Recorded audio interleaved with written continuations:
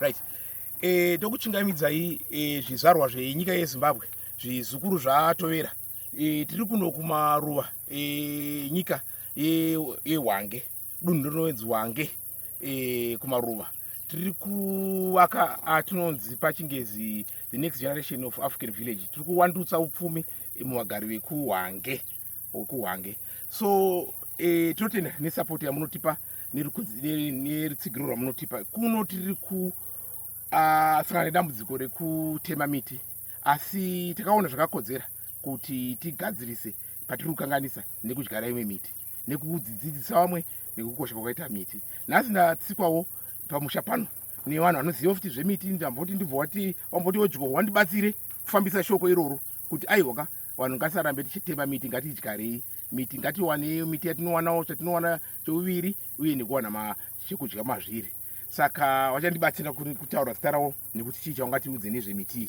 Right. Titambirezvo. Aiwa, mauya kwedu tinotenda. Tisvikewo. Ndizvozvo. Tinotenda. Aiwa, tinotenda kuti gamuchira. Zita rangu ndinonzi Gerald. Ndinofara kuva pano muzora nhasi. Tinoona basa guru ramuri kubata panzvimbo ino yeLanyoni. Ya, tinotenda. Kashoma kuona vana veZimbabwe vachitsigira vamwe. Kashoma ikako.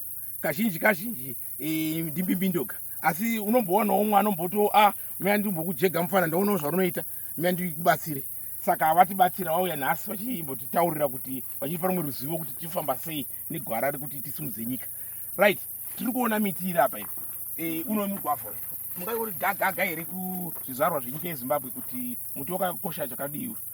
Alright, tikangoti mugwavha muti wakakosha zvikuru, especially pamusha. Muchaona kuti mugwavha muti unokurumidza kubereka. Okay. Mukaudyara izvezvi maybe within gore kusvika makore maviri unotanga kutobereka. Vana vakutodya. Makutovandudzwa utano hwevana pamusha. Unonetsa here kunikiki? Muchero wemugwavha haunetsi kudyara. Muchero wemugwavha haunetsi kudyara uye haunetsi zvakare kubata. Muti unongodawo mvura nekungoona kuti hakuna zvirwere zviri kuataka here. Mungogara muchingospreyawo mishonga yakasiyana inoenderana nezvirwere zvaataka. Mashoko akanaka. Ko zvino kuna unonzi white kubva kwaita red. Alright, so musiyano uripo inyaya yekuti mukati megwavha racho munenge makaita sei. Manonzi mared guavas aya. Mukati macho munenge muri red. Atinoti red pulp mukati. Okay. And then atinoti white guavas anenge ari machena mukati. Okay. Inini hangu sekuona kwangu dai ndiri fama ane munda wakakura chaizvo, ndaibva ndati ndotengerana kuti miti toti 10,000 pano tinoita yakadaro. Tinokwanisa here kuzogadzirawo majuice guava nemai zvinoita? Hapana chinokutadzisa. Kana mune miti inosvika 10,000 munotadza nekugadzira majuice. Ko vanhu vari kuchema kuti hanzi mabasa ari kunetsa sei kutaura zvakadai nemi. Mukana yacho iyoyo ndoZimbabwe yanhasi. Kumuchengetere masikireti akadaro. Nyika ari kutaura kuti simudzai nyika. Pagai mari simudzai nyika yenyu. Ndo mukana yacho iyoyo. Isikireti yamunochengete musingataurire vamwe. Right, ko uyu. Alright, uyu mukotopeya. Mukotopeya uyu. Ndo nzono pangu here uyu kukura musoro pangu. Ndo wekukura. Okay. Mukotopeya muchero wakanaka zvakanaka zvikuru. Haunetsi kudyara. But ngati munzvimbo ino yeHwange haunyasoiti zvakanaka because hauenderani nenzvimbo yacho. But otherwise mukotopeya muchero wakanaka zvikuru. Munokwanisa kutengesa nedzimwe nzvimbo dzakaita sengana Bulawayo, Hwange zvichienda zvakadaro. Unoita zvakanaka kuti muti uyu ende muchero unonaka zvikuru. Wow. Right. Uyu uchautani muchizviya uyu ndo unonzi mumvee. Weke mumvee. Chaubata zvimvee. Right. Mumvee uyu ndo watoti chizviya. Okay, tauti unobatsira zvechi wakanaka mumvee wakakosha zvikuru. Vanoita nezveutano vari kutaura kuti hanzi mumvee unorapa gomara. Kurapa gomarara kuti kensa hatisiya hedu mashandisiro awo vanorapa. Uyezve mumvee unoshandiswa zvinhu zvakawanda. Pane makrimu aya anoshandiswa kuzora mafuta kuitira zuva aya anotipa sunscreen muchirungu. Unoshandiswa pane inonzi Kiglia cream iri very popular inobatsira futi pakudzivirira kufa nezuva. Saka muti wakakosha. Even mafruits acho aya michero yacho inoshandiswa zvakare kugadzira chikafu.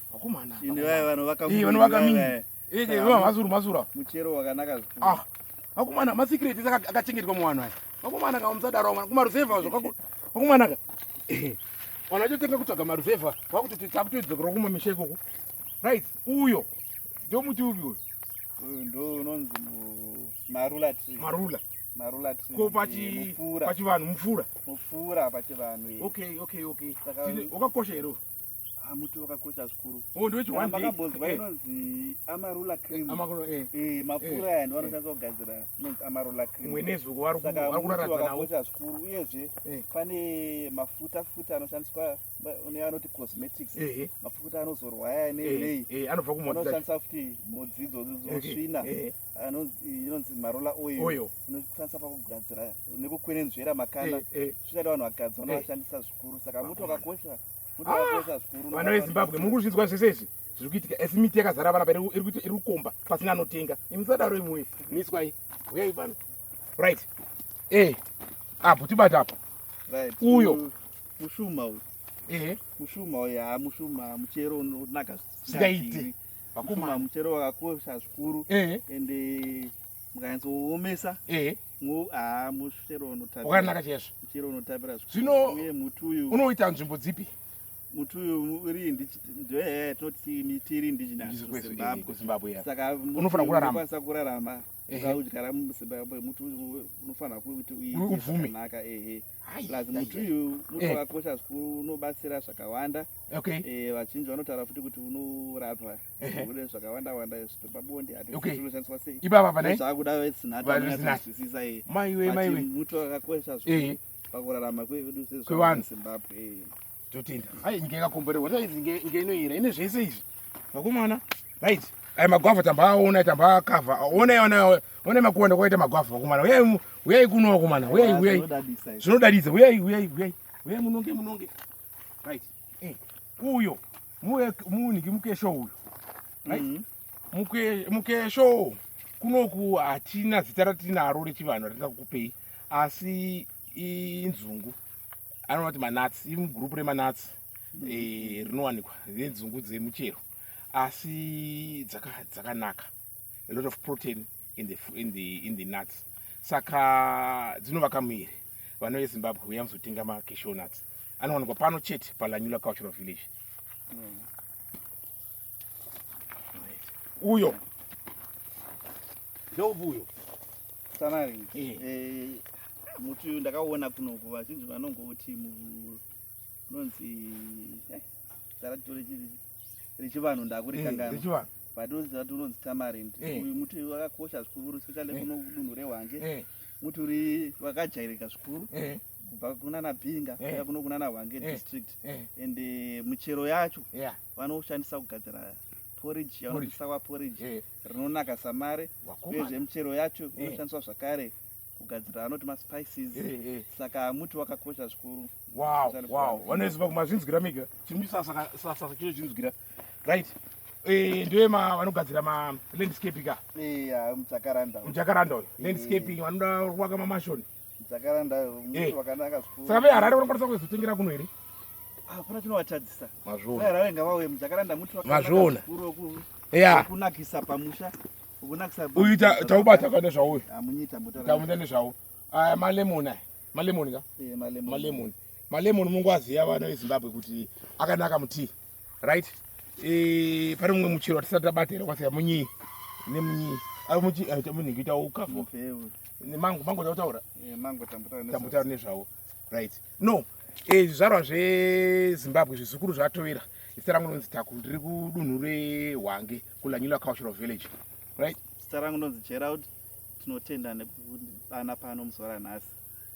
Ndikuona mabasa makuru amuri kubata panapa aiwa zvinotendwa zvinokurudzirwa zvinotipawo shuviro nehope yekuti ramangwana iwe neni tine basa tinotenda zvikuru. tinozvitenda nyika ngaifai.